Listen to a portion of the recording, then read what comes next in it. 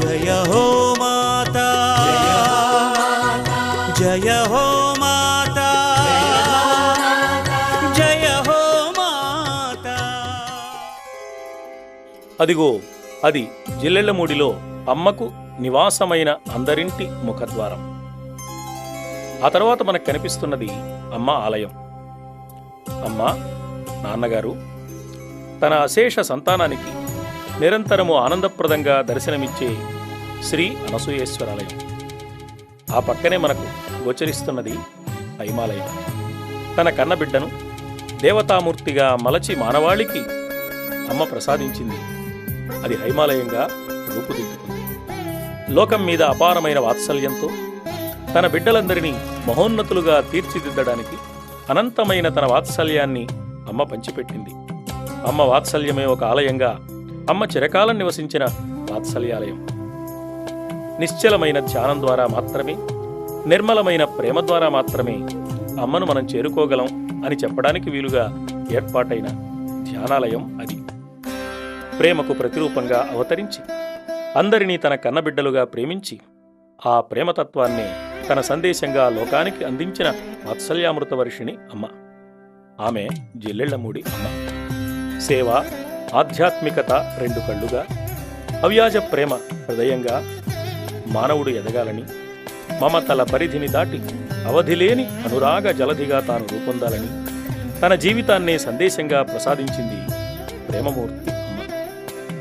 ఆ తత్వ జలధి లోతుల్లోని అనర్ఘ రత్నాలను వెలికితీసి అందరికీ పంచడానికి అమ్మ ఇచ్చిన ప్రేరణతో శ్రీ విశ్వజననీ పరిషత్ 2011 నవంబరు 18, 19, 20 తేదీల్లో జిల్లెళ్లమూడిలో అమ్మ తత్వచింతన మహాసదస్సును నిర్వహించింది.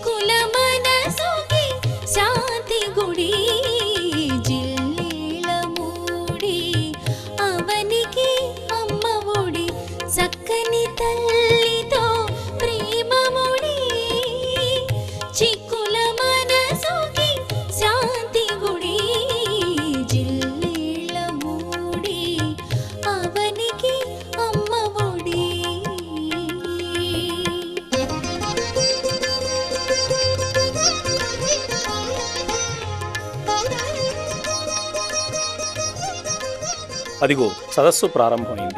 పురుషోత్తమపుత్ర భార్గవ, విశ్వజనని మాసపత్రికా సంపాదకులు, ప్రఖ్యాత సాహితీవేత్త శ్రీ పిఎస్ఆర్ ఆంజనేయ ప్రసాద్ గారు సభకు స్వాగతం పలుకుతున్నారు. కుర్తాళం పీఠాధిపతులు, జగద్గురువులు శ్రీ శ్రీ శ్రీ సిద్ధేశ్వరానంద భారతీ స్వామి జ్యోతి ప్రజ్వలనం చేసి అమ్మకు పుష్పాంజలిని సమర్పించారు. శ్రీ రావూరి ప్రసాద్ ప్రార్థన గీతంతో సదస్సు శుభారంభం అయింది.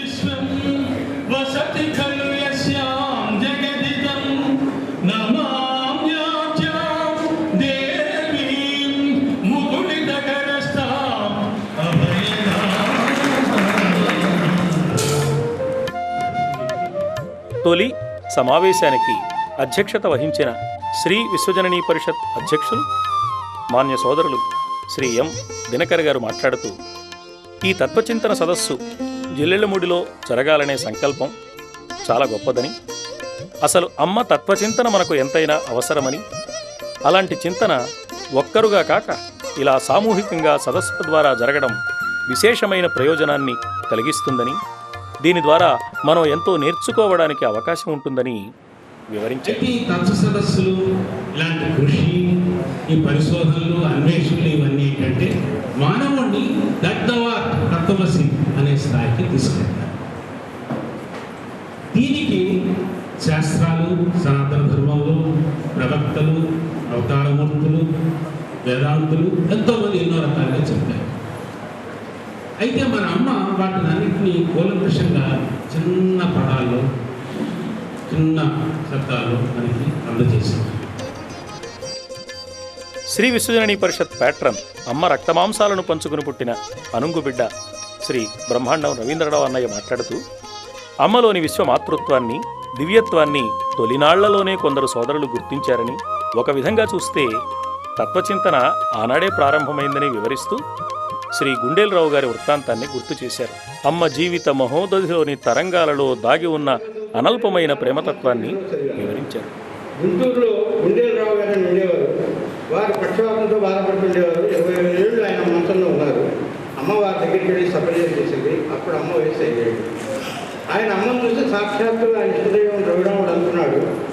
రఘురాముడు అనుకొని వాళ్ళ అన్నయ్యకి చెప్పాడు, రఘురాముడు నా ఇష్టదైవం, ఇవన్నీ నమ్ముకో, నువ్వు పూజించుకో, ఎవరేమనుకున్నా పర్వాలేదు, నేను వెళ్ళిపోతాను, కానీ నేను కనుక బతుకుంటే 1000 నోట్ల ఈ సత్యాన్ని సాధేవాడిని, ఎంతమందికో అమ్మ గురించి ప్రచారం ఇచ్చేవాడిని, ఈ సందేశాన్ని ఎంతమందికో అందించేవాడిని ఆయన సంకల్పం చేశారు.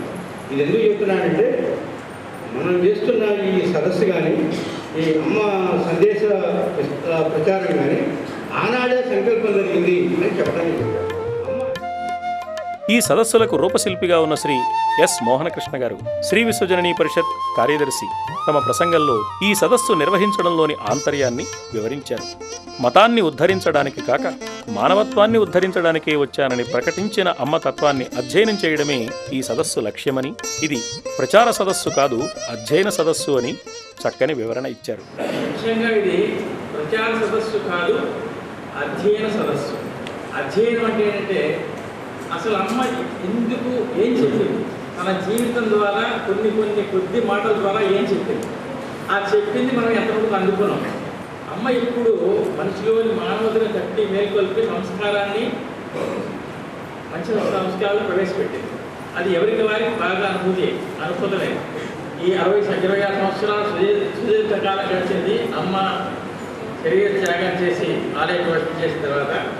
ఇప్పుడు మన మధ్య కొద్దిమంది ఉన్నారు, వారు అమ్మతో సంభాషణ చేశారు, అమ్మ తత్వాన్ని కొద్దిగా గ్రహించారు, జీర్ణింపజేసుకున్నారు, జీవిస్తున్నారు. వారు మా మధ్య ఉండగానే ఎటువంటి సదస్సులు ఏర్పాటు కావాలనే ఉద్దేశంతో నాందిగా ఇక్కడ జిల్లాలో మొదటి సదస్సు ఏర్పాటు చేయడం జరిగింది. ఈ సదస్సుకు కీలకోపన్యాసాన్ని అందిస్తూ ప్రెస్ అకాడమీ మాజీ chairman, gentleman journalist doctor Potturi Venkateswara Rao garu, Amma తత్వాన్ని అధ్యయనం చేయడం అంటే ఆత్మతత్వాన్ని విచారించడమేనని, అదే అమ్మకు అసలైన అర్చన అని వివరించారు. మనందరి కోరికల్ని అమ్మ తీర్చేది. చాలా మంది చెప్పారు, ఎన్నో పుస్తకం చదువుతున్నప్పుడు ఎటువంటి కోరికల్ని మనం కోరుతాం, మనకు అది కావాలి, ఇది కావాలి, కానీ ఫలానా వారి కోరికని అమ్మ నువ్వు తీర్చు అని చెప్పే సందర్భాలు అరుతుంది. మనకు ఏది అనిపిస్తుందో చూస్తాం. మనకి కదా చూస్తే కనిపించము, అనిపిస్తే చూస్తారు. కనుక అనిపించే పద్ధతి ఏదో ఉంటుంది. మన సంస్కారాలను బట్టి, ఆ సంస్కారం బట్టి మనం అర్థం చేసుకుంటాం. కానీ ఇంకొకళ్ళ దృష్టిలో అమ్మ ఫలానా అని మనం విమర్శించాల్సిన అవసరం. గౌరవ అతిథిగా పాల్గొన్న సుప్రసిద్ధ పారిశ్రామికవేత్త, చెన్నై సోదరులు శ్రీ బి రఘురామయ్య గారు ఈ సదస్సు పట్ల తమ ఆనందాన్ని, సుముఖతను వ్యక్తం చేశారు.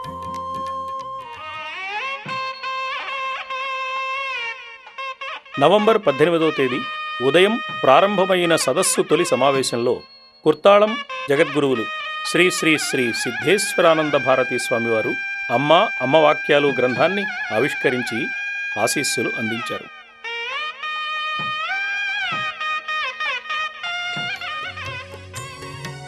మాతృశ్రీ ఓరియంటల్ కళాశాల అధ్యాపకులు శ్రీ మల్లాప్రగడ శ్రీమన్నారాయణమూర్తి గారు గ్రంథ ప్రశస్తిని వివరించారు. బిడ్డకు తల్లే తొలి గురువు అని, తల్లిని మించిన దైవం లేదని, తల్లి గురువు అయిన అమ్మ బిడ్డలకిచ్చే సందేశం సూటిగా, సూక్తి సుందరంగా అమ్మ వాక్యాల్లో కనిపిస్తుందని పేర్కొన్నారు.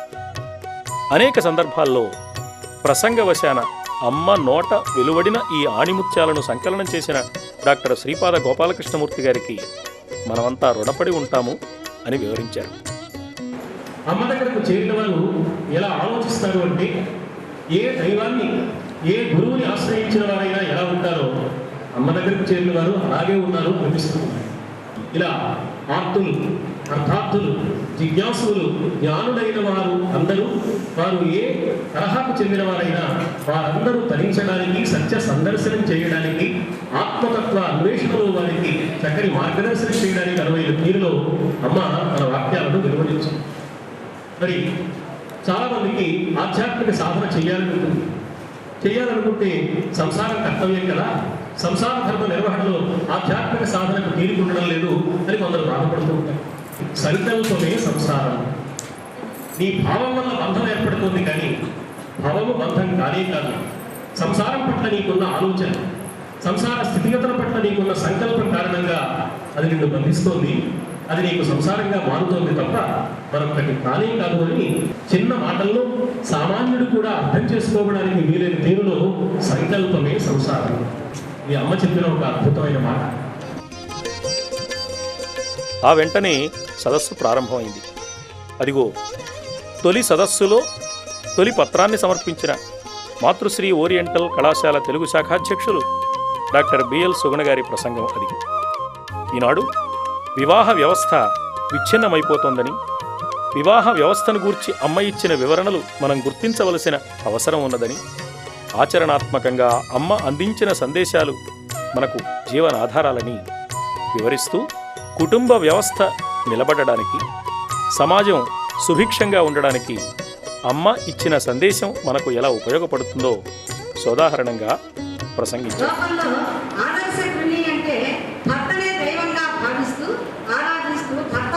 తెలుసుకుని ఆ సేవలో తరించడం అది ఒక మార్గం.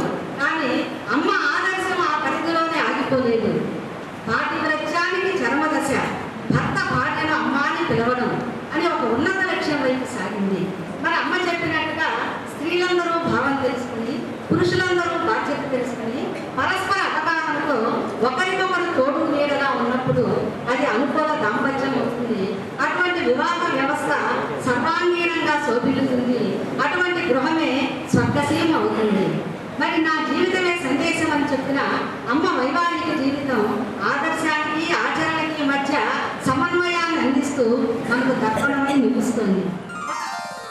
ఈ దేశంలో ఎన్నో తాత్వికమైన చింతన సదస్సులు జరిగినాయి. జగద్గురువులు శంకరులు అంటారు, తత్వచింతన అంటే ఏంటి? కస్త్వం కోహం కుత ఆయాత తత్వం చింతయ తదిహ భ్రాత. నువ్వెవరు, నేనెవరు, ఎక్కడి నుంచి వచ్చాము, ఈ తత్వాన్ని చింతించు అన్నారు. అంటే తత్వచింతన అంటే మనమెవరము, ఎక్కడి నుంచి వచ్చాము, ఈ సృష్టి యొక్క తత్వం ఏమిటి, ఎక్కడికి వెళుతున్నాము, దీని గురించి ఆలోచించటము అని అర్థం. అమ్మ చెప్తే కొన్ని వేల లక్షల మంది విన్నారు. ఎందుకు విన్నారు? ఆమెలో ఏదో శక్తి ఉన్నది కనుక. ఆ శక్తి సకలాకర్షకమై ఒక ప్రేమ మోహనమై తన్మయత్వాన్ని కలిగించేటువంటి ఒక మహత్తరమైన అనుభూతిని ఇచ్చింది కనుక ఇందరు విన్నారు. ఆ శక్తి ఎక్కడి నుంచి వచ్చింది, ఎలా వచ్చింది? మొదట ఇక్కడికి మాకు వచ్చేట్టు ప్రేరణ ఇచ్చిన వారు కృష్ణ భిక్షు అనే రమణ మహర్షి జీవితాన్ని మొదటిసారి తెలుగులో రచించిన వ్యక్తి. ఈ గౌరవమున చూచు కృష్ణ భిక్షువు అమ్మ వీవని పలికి మాకందరకును. ఆయన ధ్యానంలో ఆనాడు చూసి అమ్మ గిరిదేవి పరమేశ్వరి అనేక జన్మలను ఎత్తుతూ వచ్చింది మానవలోక కళ్యాణం కోసం. ఇది కూడా అలాంటి మహత్తరమైనటువంటి ఒక జన్మ ఆమెది అన్నాడు. అమ్మని అడిగారు, కృష్ణ భిక్షువు చెప్పిందంతా కరెక్టేనా అమ్మ అని అడిగారు. అయితే అమ్మ చాలా చమత్కారంగా చెప్పింది. అతడు చూచింది చెప్పాడు. సహజంగా వయస్సులో ఉండేటువంటి అహంకారం, చదువుకున్నానన్న కొంత అహంకారం, ఏవో ఇట్లా రకరకాల అహంకారాలతో ఉంటారు మానవులందరూ కూడా.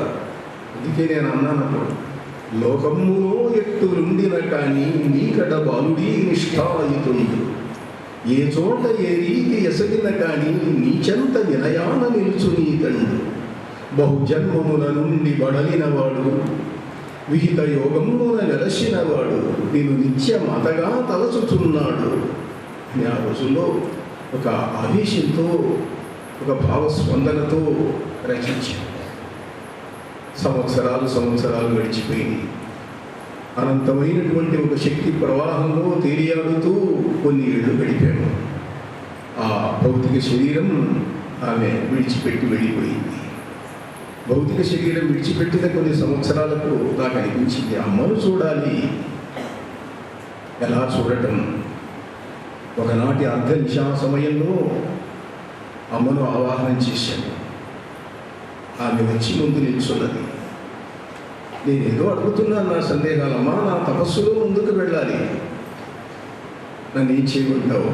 ఆమె నవ్వుతూ అన్నదానం చెయ్యను, అన్నం పెట్టు 10 మందికి అన్న. అది తపస్సు ఎట్లా అవుతుందమ్మా?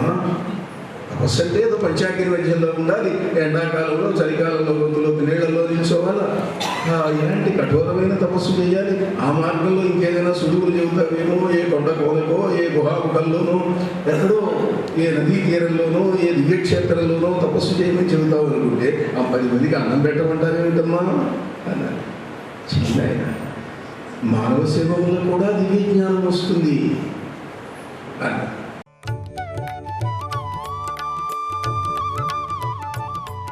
ఆనాటి మధ్యాహ్నం సదస్సు 2వ సమావేశం ప్రారంభమైంది. ఈ 2వ సమావేశానికి మాతృశ్రీ పరిషత్ అభివృద్ధి సంఘ అధ్యక్షులు శ్రీ బొప్పూడి రామబ్రహ్మం గారు అధ్యక్షత వహించారు. వేదాలు సైతం వివరించలేకపోయిన అమ్మ తత్వాన్ని అమ్మ దయ వల్ల మాత్రమే మనం ఎంతో కొంత తెలుసుకోగలుగుతున్నాం అన్నారు. అసలు అంతా ఆత్మగా తోచడమే ఆత్మ సాక్షాత్కారం అని అమ్మ చెప్పింది. ఆ అమ్మ సన్నిధిలో ప్రేమతత్వం ఆధారంగా మనం చేయవలసిన సాధన తీరుతెన్నులు అధ్యక్షోపన్యాసంలో శ్రీ రామబ్రహ్మం గారు వివరించారు. అమల గురించి, తత్వాన్ని గురించి ఎందుకు తెలుసుకోవాలి అంటే భగవద్గీతలో కృష్ణుడు చెప్పాడు, జన్మ కర్మచ మే దివ్యం ఏవం యో వేత్తి తత్వతః త్యక్త్వా దేహం పునర్జన్మ నైతి మామేతి సో అర్జున. అమ్మ తత్వాన్ని గురించి కనుక మనం తెలుసుకునేటట్లయితే మనకి పునర్జన్మ ఉన్నదనేటటువంటిది ఈ శ్లోకం ద్వారా మనకి. ప్రేమ ఎక్కడైతే ఉంటుందో అక్కడ అసూయ, ద్వేషం ఇలాంటివన్నీ ఉండవు. అందుకనే ఆ ప్రేమతత్వం ఉన్నది కనుక అమ్మ మీరు ఎన్ని తప్పులు చేసినా మిమ్మల్ని మీ బుట్ట కడుక్కుని నా ఒళ్ళో వేసుకోవాల్సిన బాధ్యత నాది అని చెప్పింది. 18వ తేదీ మధ్యాహ్నం జరిగిన సమావేశంలో డాక్టర్ శ్రీపాద గోపాలకృష్ణమూర్తి ఆధ్యాత్మిక సేవా పురస్కారం తిరుపతి వేద విశ్వవిద్యాలయం వైస్ ఛాన్సలర్ ఆచార్య సన్నిధానం సుదర్శన శర్మ గారికి బహూకరించారు. కుర్తాళం జగద్గురువులు, పూర్వాశ్రమ ప్రసాదరాయ కులపతులు శ్రీ శ్రీ శ్రీ సిద్ధేశ్వరానంద భారతీ స్వామివారు తమ కర కమలాల మీదుగా సుదర్శన శర్మ గారికి పురస్కారాన్ని అందించారు. మాతృశ్రీ ఓరియంటల్ కళాశాల principal doctor N Subrahmanyeswara Sastri garu ప్రశంసాపత్రాన్ని అందించగా ఆచార్య సుదర్శన శర్మ గారు వేద ధర్మం ఆధారంగా జిల్లెళ్లమూడిలో సాగుతున్న ప్రేమతత్వాన్ని సమన్వయించి తమకు జరిగిన సత్కారానికి సముచితంగా సమాధానం చెప్పారు. అమ్మ తన భౌతిక దేహాన్ని చాలించిన తరువాత కూడా ఈ సంస్థ యథాతథంగా పురోగమిస్తూ ఉండడమే అమ్మ సంకల్ప బలానికి సజీవ సాక్ష్యం అన్నారు ఆచార్య సుదర్శన శర్మ గారు. ఇది విశ్వ జననీ పరిషత్ నిర్వహిస్తున్నటువంటి కార్యక్రమం. అందులో కూడా అమ్మ ఆత్మచింతన సదస్సు, అమ్మ యొక్క ఆత్మ, అమ్మకు దగ్గరగా ఉండేది అన్నం. అన్నానికి ప్రతిరూపం అమ్మ, అమ్మకు ప్రతిరూపం అన్నం. కనుకనే అమ్మ ఎప్పుడు అన్నదానానికి పెద్దపీట వేస్తూ ఉండేవారు. ఆ ఆశయాలకు అనుగుణంగా ఇప్పుడు ఉన్నటువంటి ఈ నిర్వాహకులందరూ, దినకర్ గారు, ఇతర పెద్దలు, ఆంజనేయ ప్రసాద్ గారు ఇలాంటి వారందరూ కూడా ఆ ఆశయాలను చక్కగా అర్థం చేసుకుని సముచితమైనటువంటి రీతిలో సమర్థంగా ముందుకు కొనసాగిస్తున్నందుకు హృదయపూర్వకంగా అభినందిస్తున్నాను. హైదరాబాద్ వాస్తవ్యులు శ్రీ ఎస్ రఘురామ శర్మ గారు ఈ సభలో అమ్మకు కవితా నీరాజనం సమర్పించారు.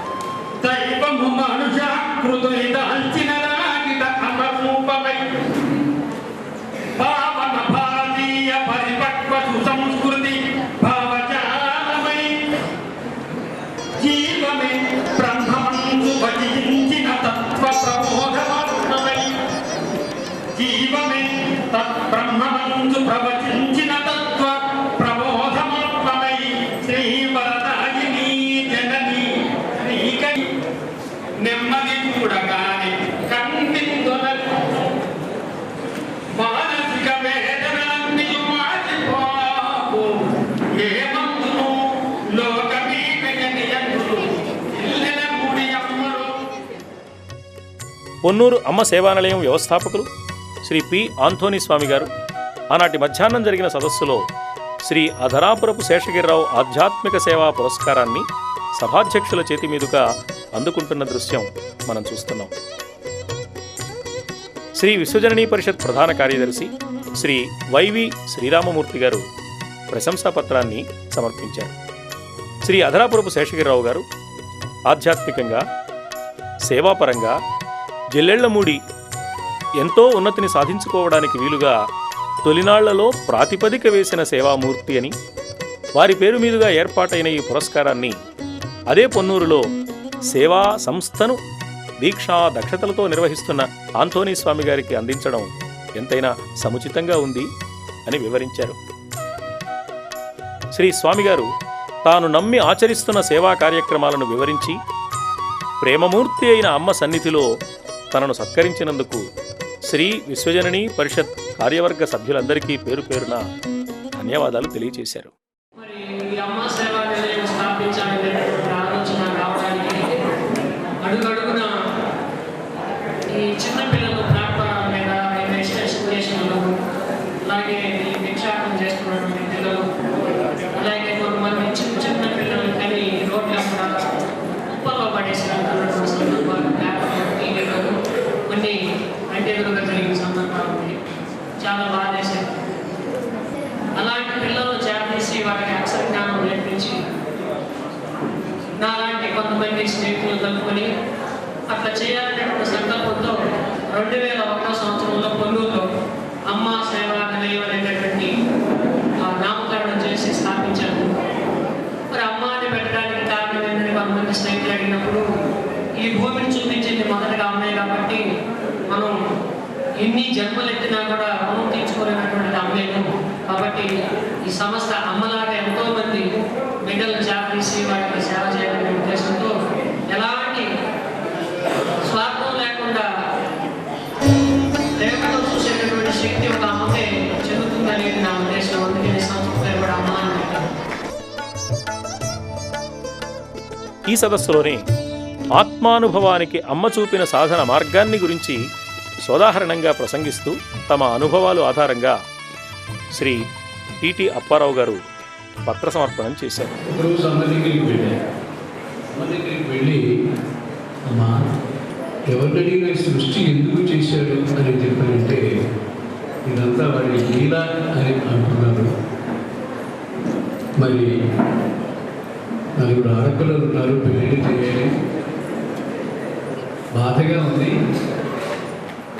మరి ఈ బాధ ఎవరికి చెప్పుకోవాలి? ఈ సృష్టి చేసిన వారికి చెప్పుకోవాలి. మరి ఈ సృష్టి చెయ్యడం ఎందుకు, మా ప్రాణాలు తీయడం ఎందుకు అని అమ్మ దగ్గర ఆర్తితో వాపోయారు. ఇప్పుడు వెంటనే అమ్మ అన్నారు కదా, నీవంటూ ఉంటే కదా నాన్న అని అతి ప్రేమతో కలాగా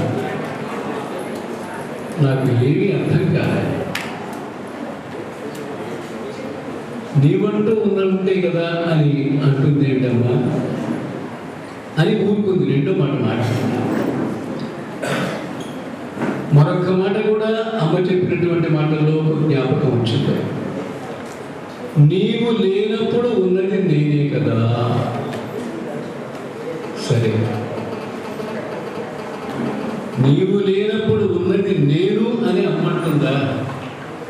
అంటే ఈ నేను కాదా, మరొక నేను అంటూ ఏదో ఒకటి ఉండి ఉండాలి. నేనైన నేను అనేది తెలుగులో అమ్మ ఇచ్చిన మహావాక్యమని, ఆ మహావాక్యంలోని ఆంతర్యాన్ని జాగ్రత్తగా విశదీకరించినప్పుడు మనం ఆధ్యాత్మికంగా పరబ్రహ్మతత్వానికి చేరువ కాగలుగుతాము అన్న సత్యాన్ని చక్కగా విశదీకరిస్తూ శ్రీ బిఎల్ సత్యనారాయణ శాస్త్రి గారు తమ పత్రాన్ని సమర్పించారు. ఈనాడు హబుల్ టెలిస్కోపు అంతరిక్షంలో ఉండి ఆకాశాన్ని స్కాన్ చేస్తూ